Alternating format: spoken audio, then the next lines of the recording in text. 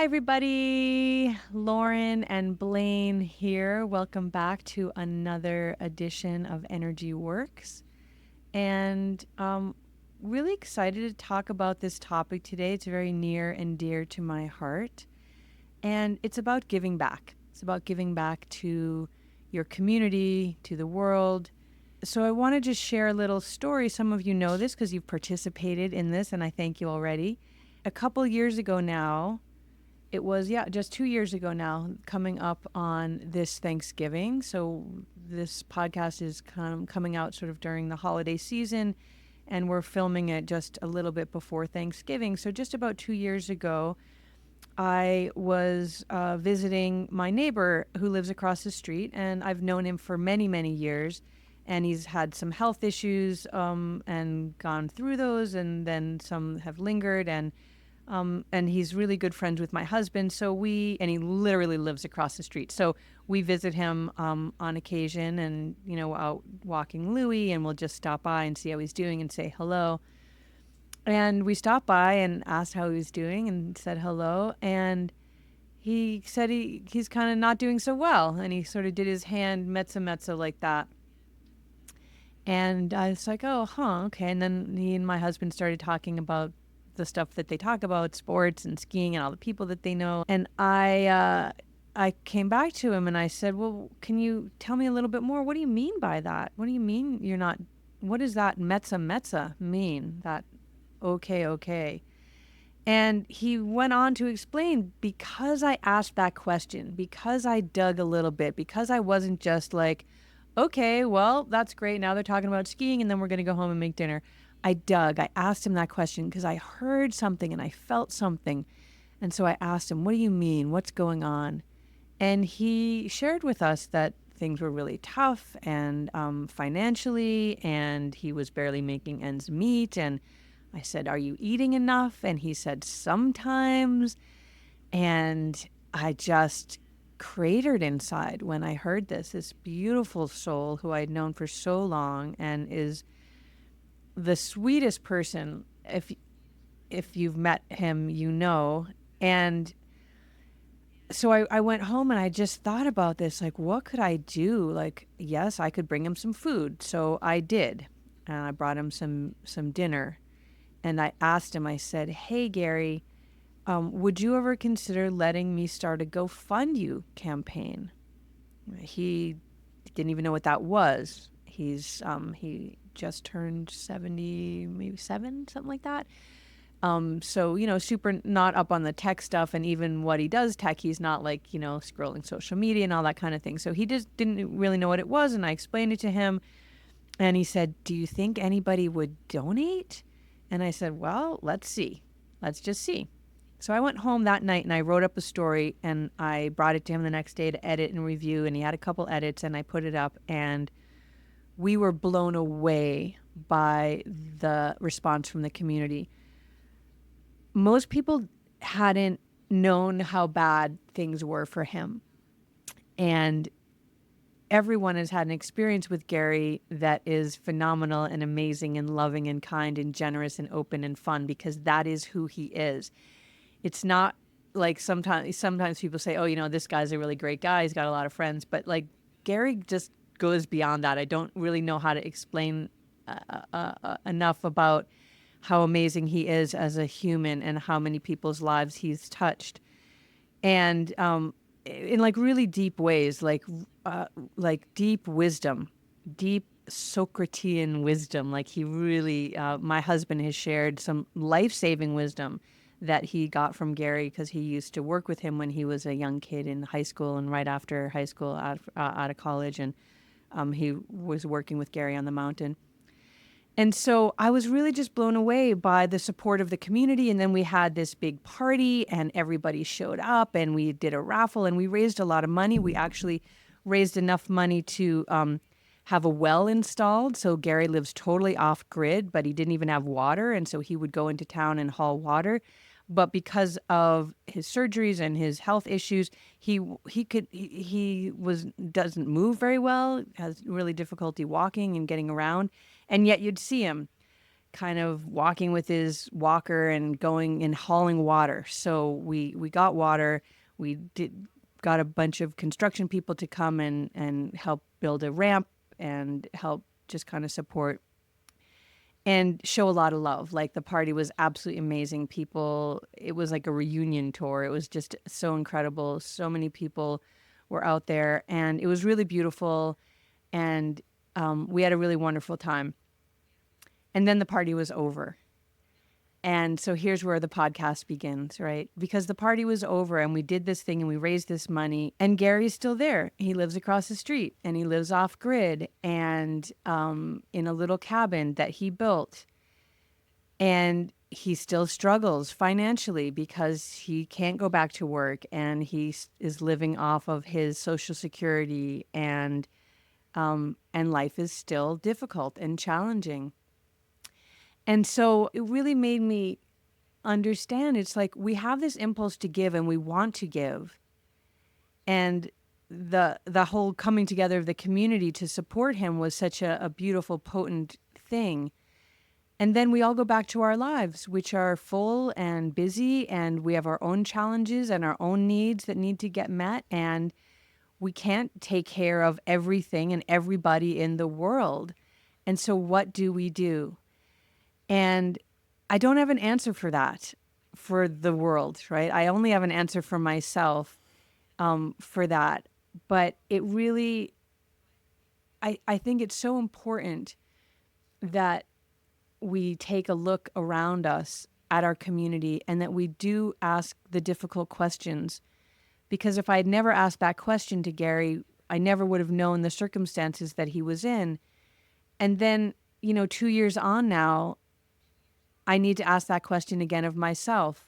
How can I support? How many people can I support? Who can I support? What can I do in the world to give back? And so I thought that we could have a conversation about that and share what we do and how it affects us both emotionally and spiritually, and how we share that out in our communities and in our teachings. Because, of course, giving is kind of baked into every spiritual tradition that there is, and every organized religion as well has. Some of them have kind of rules around giving, and there are traditions of that you are compelled to give certain amounts and things like that. And certainly in a lot of spiritual traditions, there is a rich tradition of coming together and supporting those in greater need than ourselves. So I'll stop there and turn it to you, Blaine, and see what you have thoughts on this, and we'll kind of get into hopefully a rich conversation about it.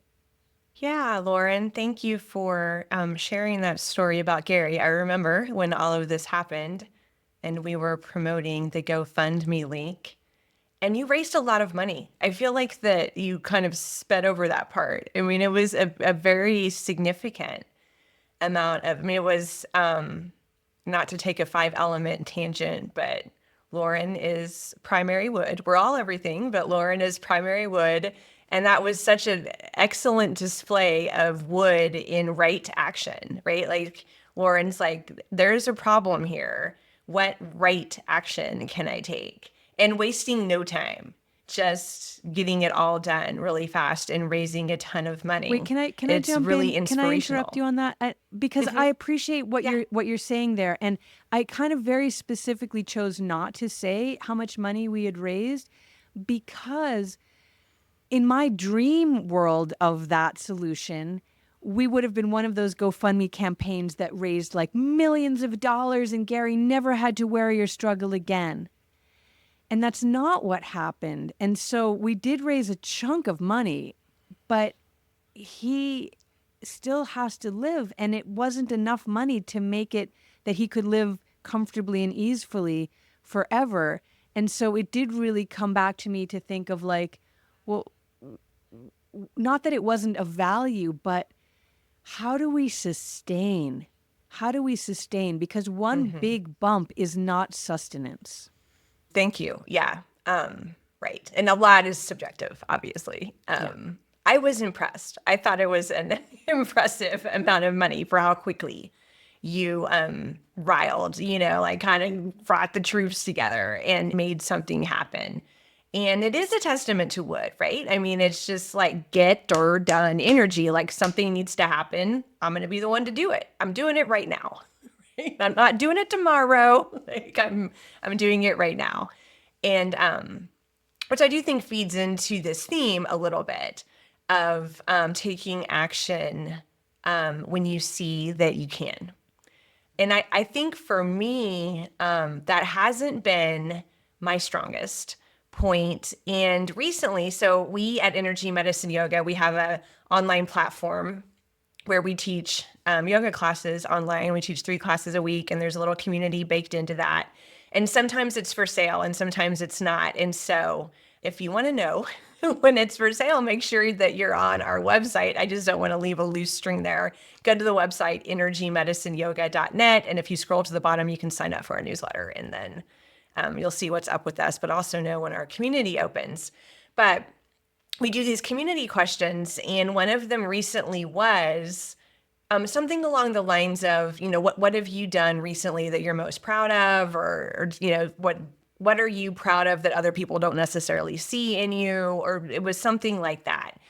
And so I went in to answer the question, and I thought about it. So I was like, what am I going to say? And what I wrote was that when I feel the urge to be generous, I just do it without overthinking it or without stopping myself. And I haven't always been that way. I grew up with a single mom. I have a bit of a poor girl mentality.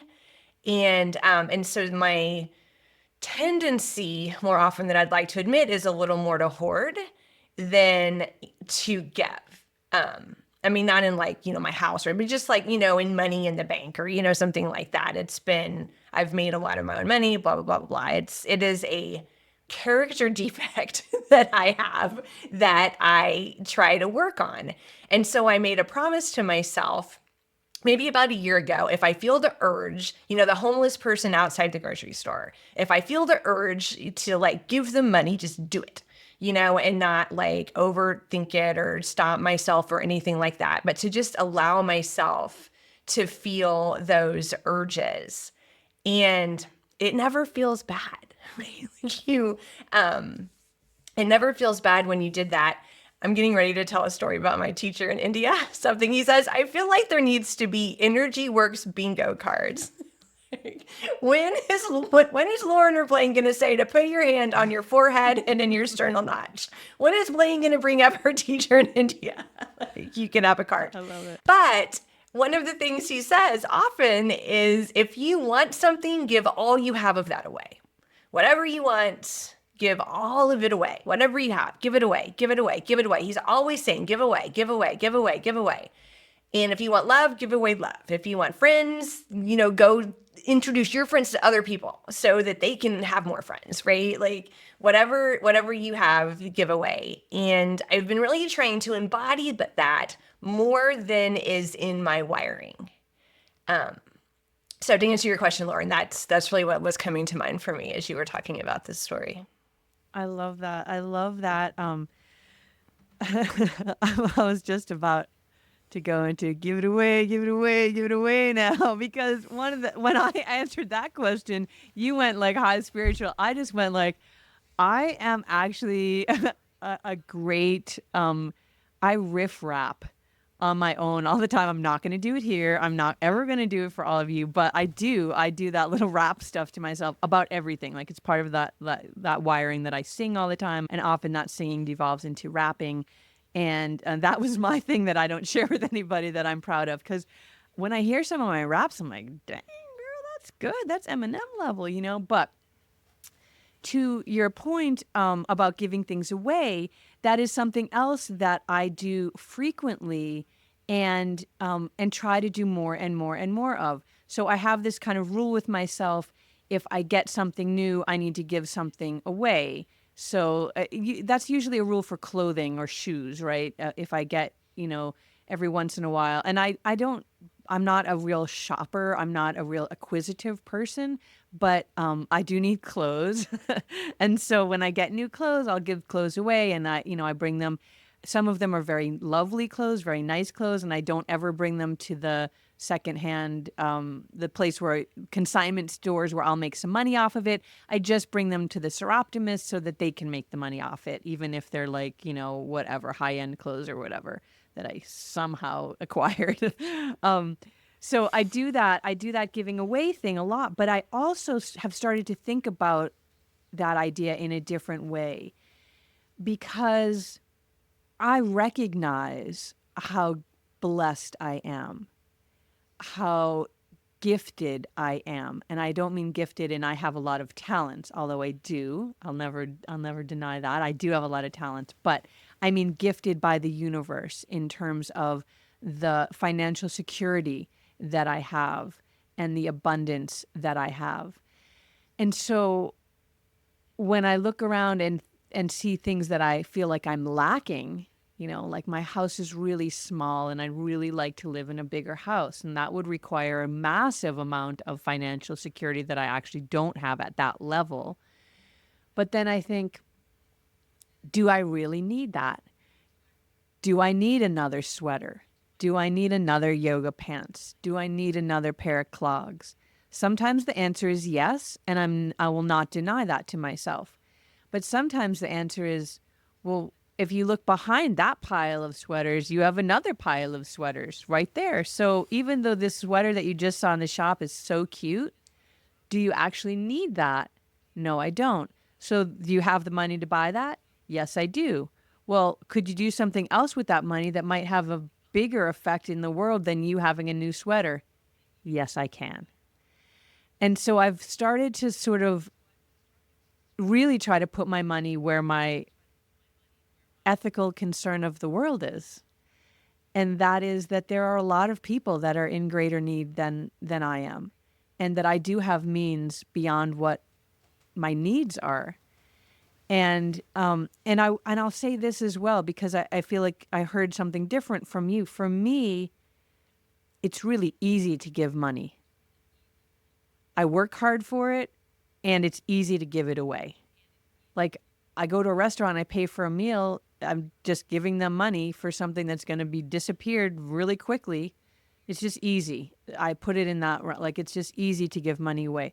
What's harder is to give away time. And so there's another place of giving back. Can you give back something that's hard for you to give?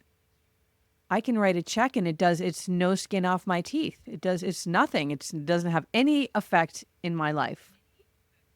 It's not going to negatively affect me in any way. But am I going to volunteer somewhere? Am I going to mentor somebody? These are the things that really show me where it is that I need to grow more. And I did volunteer quite a bit when I was younger. And for years, I've been so wrapped up in my business and in caretaking for different people or areas of my life that I have been able to say to myself, well, I don't have the time for that, or I don't have a structured enough schedule to put something in on any regularity. And I've managed to sort of talk myself out of doing what I know is of great value and how it also feeds back to me in a greater way, because we know that giving gives you as much as it helps whoever it is that you're giving to. So I wonder if you have any of those kind of, I know you do a lot of coaching, but I don't know like how much mentoring or, do you do volunteer work, and what do you think about that? And just curious your perspective always. I'm always curious your perspective.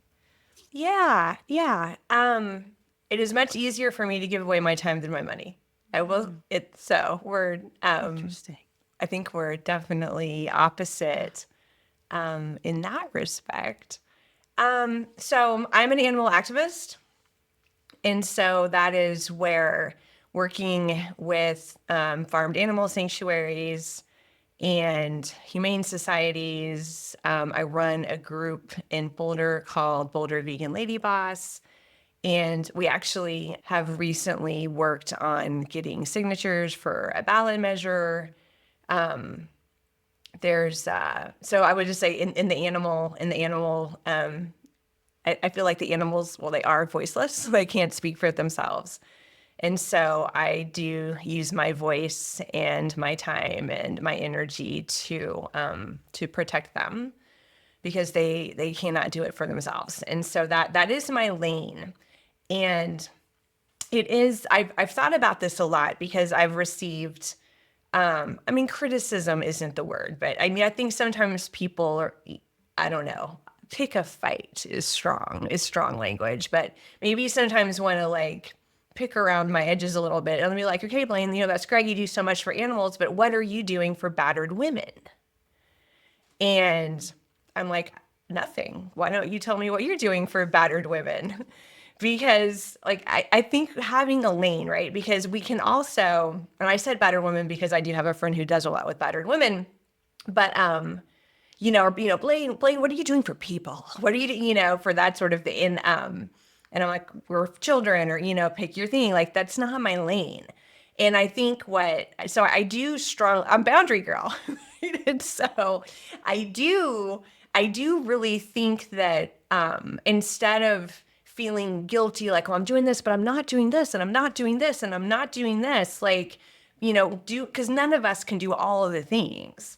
But like having a thing that you feel really, really strongly about and going deep in that thing and doing like making the most impact that you think you possibly can in that thing feels better to me at least, because like that's my vibration. Like my vibration has helped the animals. It's been like that since I was a child. Like I vibrate at the highest level when I am serving planet Earth, and animals in that way. But for somebody else, if it is, the million other things it could be, instead of trying to like shallowly do a bunch of things and then beat yourself up for what you're not doing, because we all have limited capacity, going really deep on the one or two things that really like feed your soul the most.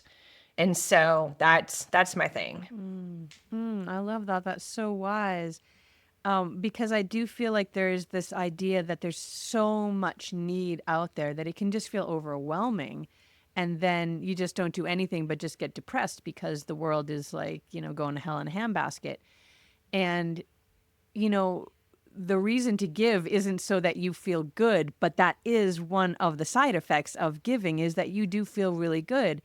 And so I think that's really wise advice to find something that fits either your schedule, the need that you see around you, or like you're saying, something, perhaps all of those as well as something that you're deeply passionate about. I remember when I lived in New York City, I used to volunteer at this homeless shelter, and I'd go once a week and cook a meal and serve a meal. And it was so amazing to me because I got to talk with all of these homeless people that I never would have had a conversation with, and to serve them. So we elevated their level of dignity so that they were being served. And there was a room where you could get clothes, and there was an area where you could get, fix things. And it was just this incredible feeling that, like that idea, if you just touch one person, like if you just sit down and have a conversation with one person who gets habitually passed by, nobody looks them in the eye, nobody talks to them. I'm still talking about it. It had a profound effect on me. And when I was living up in Whitehorse, I used to go to the animal shelter and walk the dogs because they didn't have anybody to walk them and to love them. And I couldn't get a dog at that point, but I love dogs. And I'm still talking about it, right? Because those dogs helped me as much as I helped those dogs. And so there's all of these ways that we can contribute and really get fed ourselves by helping those that are in need. And, it's really interesting to me that you said that, you have a harder time giving money, but easier time giving time. I have a harder time giving time, but easier time giving money. Either way, we're both feeling like we want to give and we want to give back because we have gotten so much.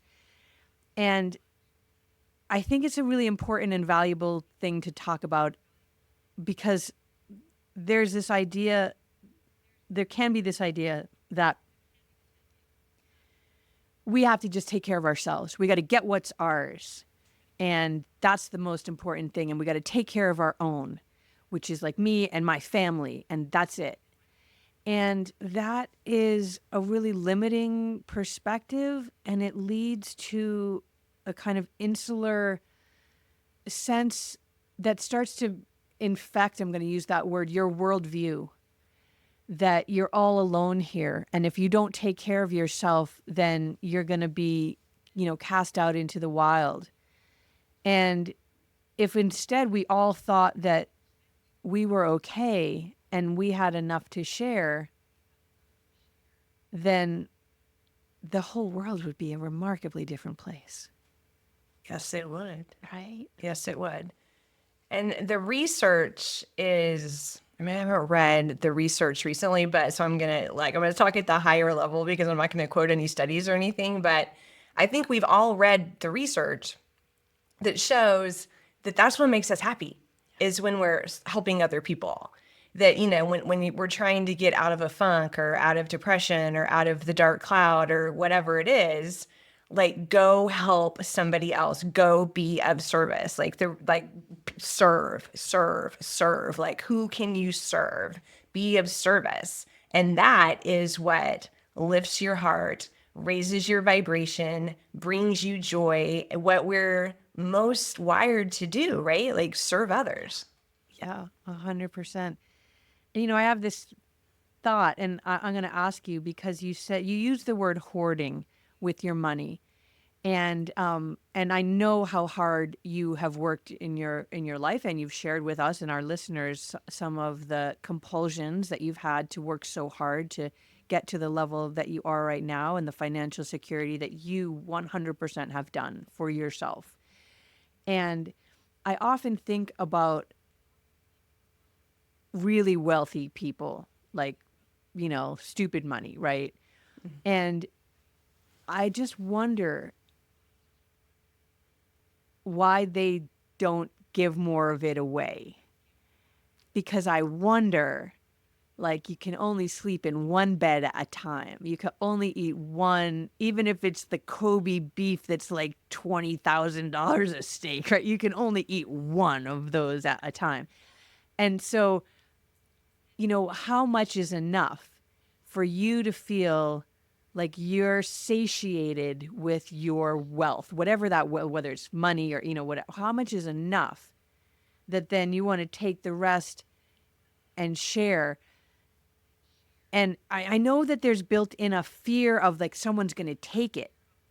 But my view of it is if you give some of it away, the person that's desperate that you're afraid is going to take it from you is no longer desperate because now they are actually fed and maybe housed and maybe loved. And so they're not so desperate and angry and something to fear anymore because now they are at your table instead of banging at your door. So I'm just curious because you used that word hoard. How does that sit with you? How do you feel about that? Not that you're that person, but how does that sit with you?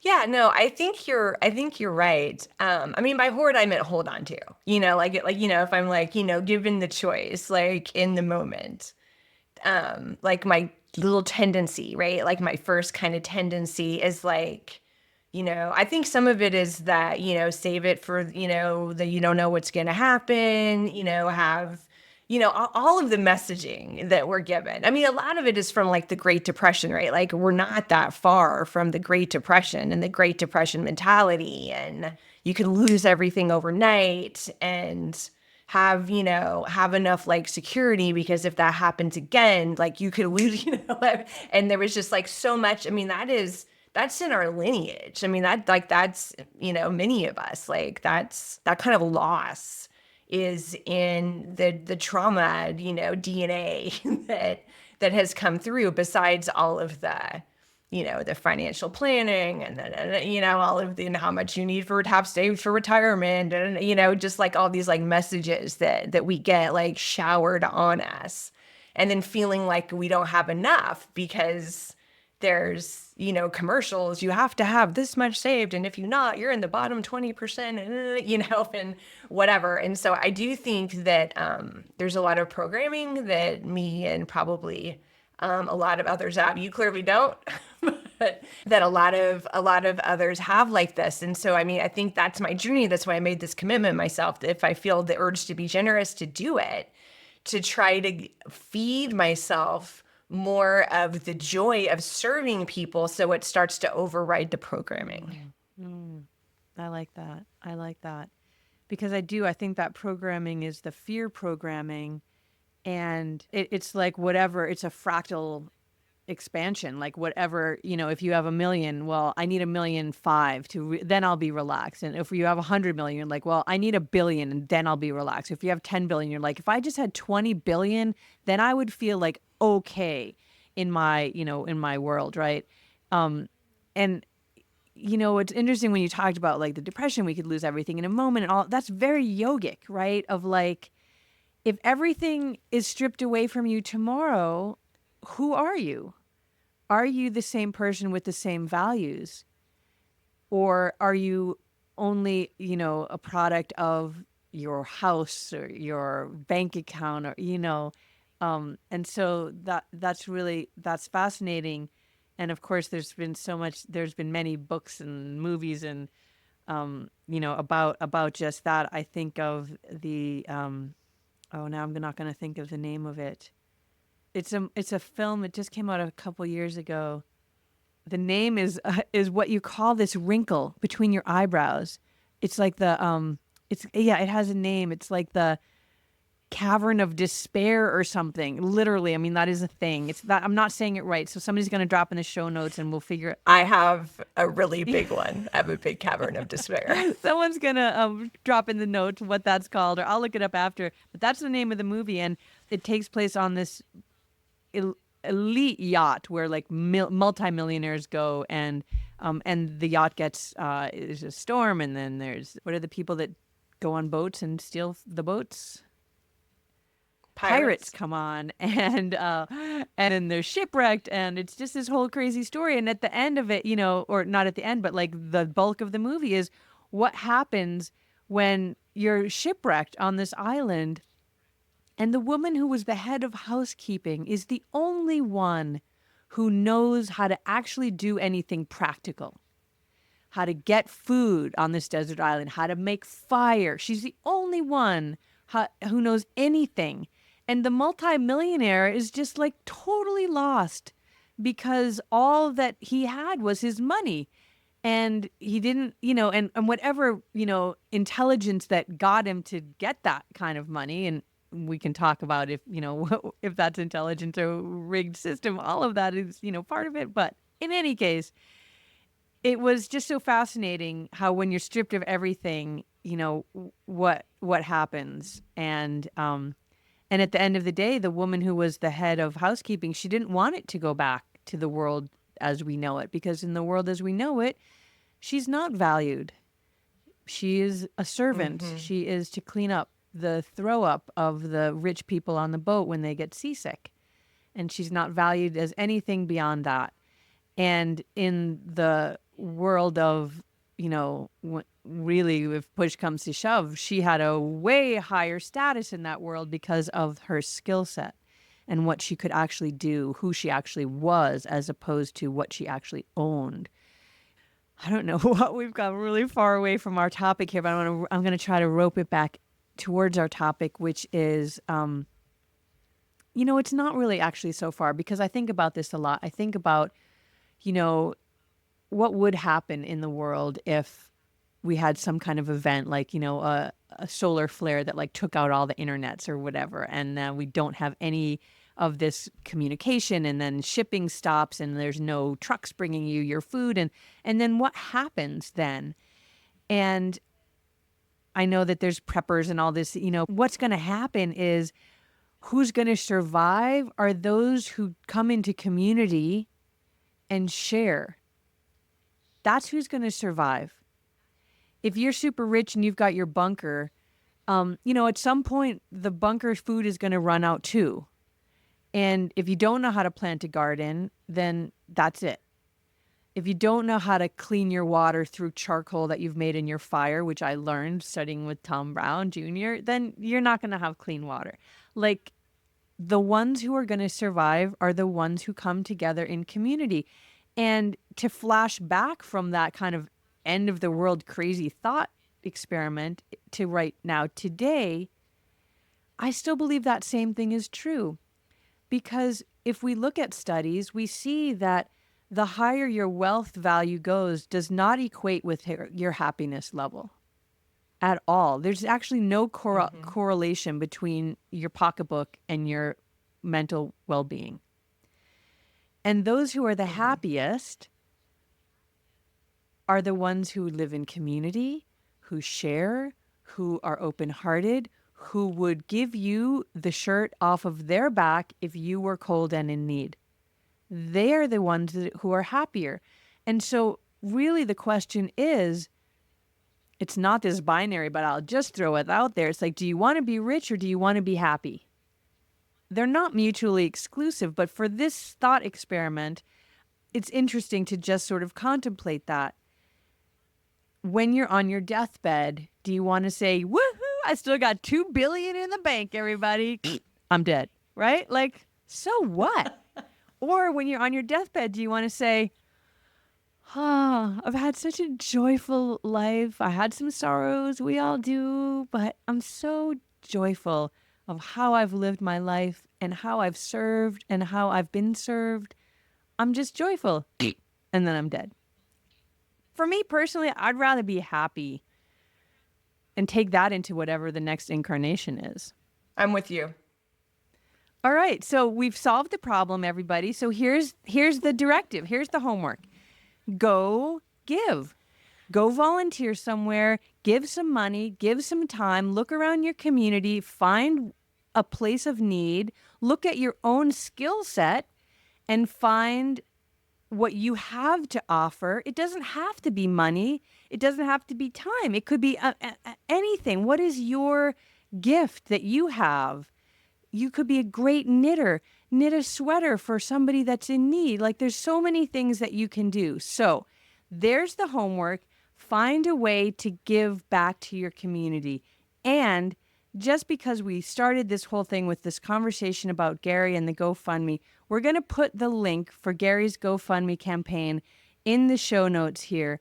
My dream still is that this GoFundMe goes viral and that Gary really does get enough financial security so that he can live the way he wants and chooses to live, which is in a little cabin in the woods with friends who drop by, bringing him food or camaraderie and joy. Louis goes with me often, and Louis and Gary have a very sweet and special relationship. And so I offer that. If you're not sure where to begin, you can begin right where we began this podcast by donating some amount of money to my dear friend and neighbor, Gary. And then we'd both love to hear if you drop a comment in the show notes where you put your joy. So, where did you go volunteer, or who did you donate to? What organization? We'd love to hear from you. And really, the goal of energy medicine yoga is to heal the world one energy at a time. And so, if you can contribute your healing to that world, then our mission is well on its way to being realized. So, thanks for tuning in, and we can't wait to hear back from you on how this podcast landed with you. Thanks, everybody. Bye.